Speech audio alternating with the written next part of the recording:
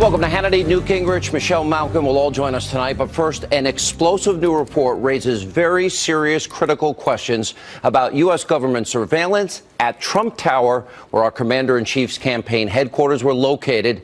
Now, these are questions that President Barack Obama needs to answer, and that is tonight's opening monologue. Investigative journalist SARA from Circa News will join us in just a minute. Now, she, along with her colleague, John Solomon, they have confirmed the existence of, in fact, a FISA court warrant order granted in October of 2016, just weeks before the general election, to monitor Trump Tower in there, a computer server that was right inside there. Now, the report finds that justification for the warrant was to examine the server that appeared to be communicating with a Russian bank. Officials told Circa News that they quickly determined that nothing, quote, was nefarious happening or going on there. Now, I can tell you from my own experience, now think about this, from my communications during the campaign with the Trump campaign, most of the staffers, 99% of them, were all connected to the Trump organization. In other words, their emails. This is beyond troubling. We need answers tonight. Were Trump campaign emails ever connected to the server? If so, were they collected as raw intelligence during this surveillance operation? Now, the reason we ask this is because of what we saw happen to former National Security Advisor, Lieutenant General Michael Flynn. Remember news reports? A December call that he made to a Russian ambassador was captured by what the New York Times described as a, quote, routine wiretap of the Russian diplomat's phone. Well, U.S. intelligence agencies, they do routinely monitor foreign officials. That's their job. But protections, known as minimization procedures, have been put in place to ensure that American citizens are not caught up in that surveillance. In other words, they then would have no constitutional rights, and that their identities and their rights are protected. Now, this, of course, was not the case with Lieutenant General Flynn, because a transcript of the call was created, given to intelligence officials, who then leaked the details to the press, which, by the way, is a felony according to the Espionage Act. We also know from a New York Times report that in his final weeks in office, that President Obama revised the Executive Order 12333, which greenlights widespread sharing of raw data collected by American intelligence agencies across 17 government agencies. That's an additional 16 agencies. All their employees can now gain access to top secret intel that they never had access to before. Now, we've been asking, why did President Obama wait until the last minute, 2 weeks before he leaves, to issue that order? It's an order that he did not apply to himself for 8 years. And since this order was signed, well, we've seen an explosion of leaks coming from intelligence agencies. Look at your screen right there. Now, take a good look at it. So given what's happened, it's time for President Obama and officials who oversaw this operation and the surveillance of the server at Trump Tower, they need to come clean. What did they know? What information was gathered? They need to assure you, the American people, that this was not spying on a political opposition party just weeks before an election. All of this raises very serious national security, ethical issues at a very high level, privacy issues we've never had before, because crimes were likely committed here. Certainly in the case of retired Lieutenant General Flynn, somebody committed a felony.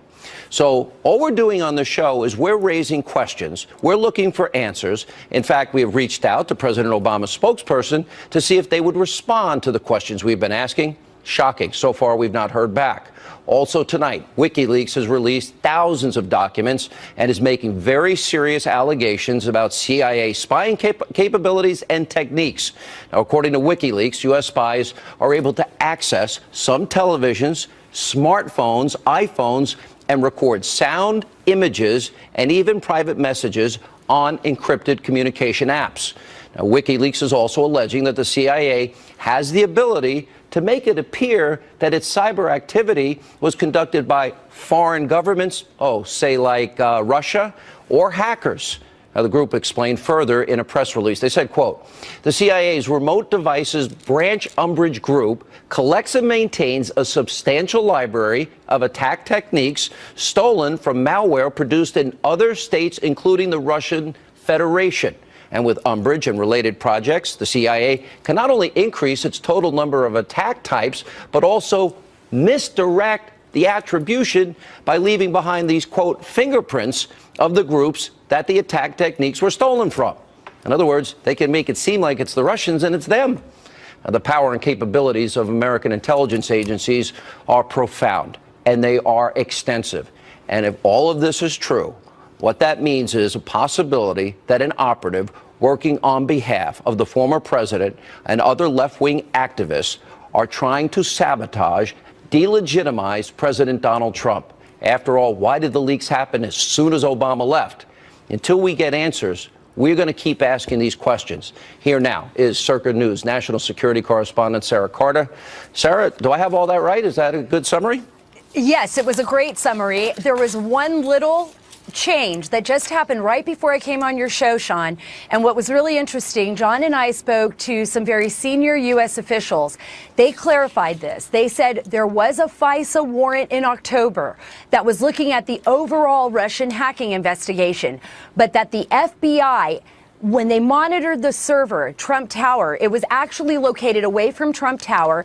It wasn't under the FISA. They did normal strategic type of FBI investigations that didn't require the FISA. So they went into the server, but they did not use the FISA to do that. They did have a FISA, however, in October at the exact same time as this investigation. So there are two instances now of spying. Two. Yes, wow. 2 instances. So this is completely new evidence. And remember, we all thought, and everybody had reported, that the server was inside Trump Tower. The server was not located in Trump Tower, according to our sources. With the second issue warrant, whatever the FBI was doing, was that in Trump Tower? That's what we don't know now. Because now that opens up a whole slew of questions, the questions you just brought up in your monologue, right? So those questions need to be answered. But what we do know is this.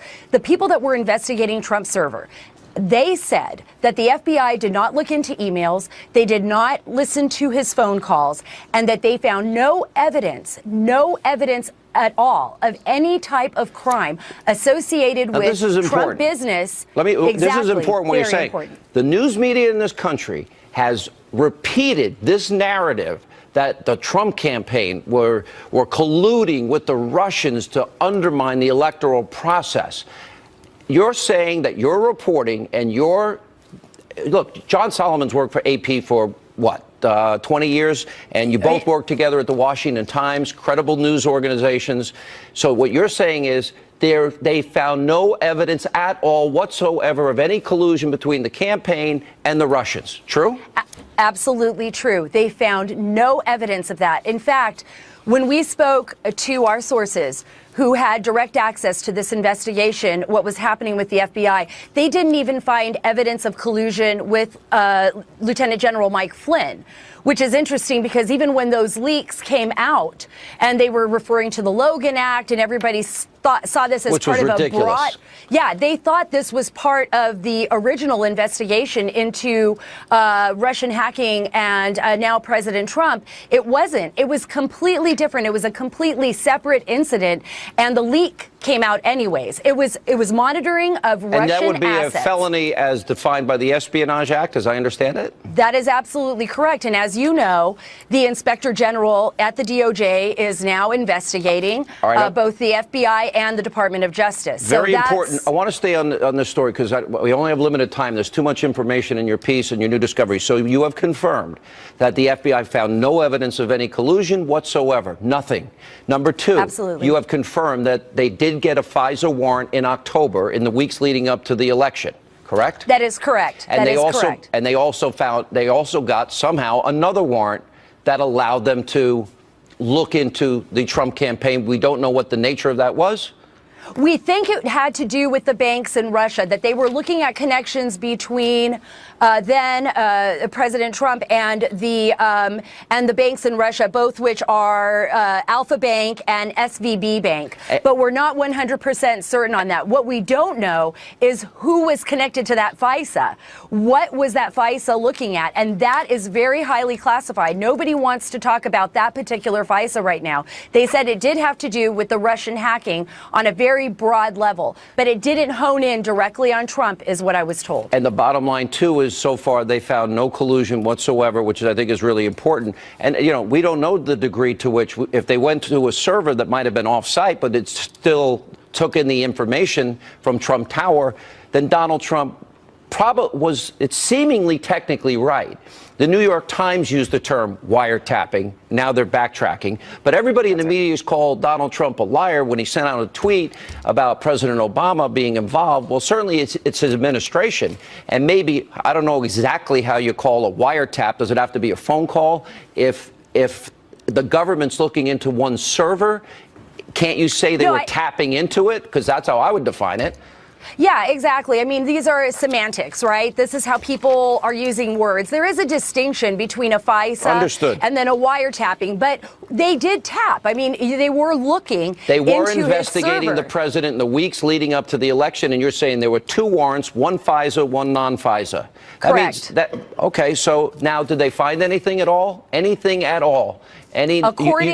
According to the sources that we spoke with, they did not find any evidence that would lead to any kind of criminal prosecution of anyone on the Trump team. And that is what we were told. So basically, you're told by people that he's totally exonerated. This whole Russian narrative the media's been running with has been a lie.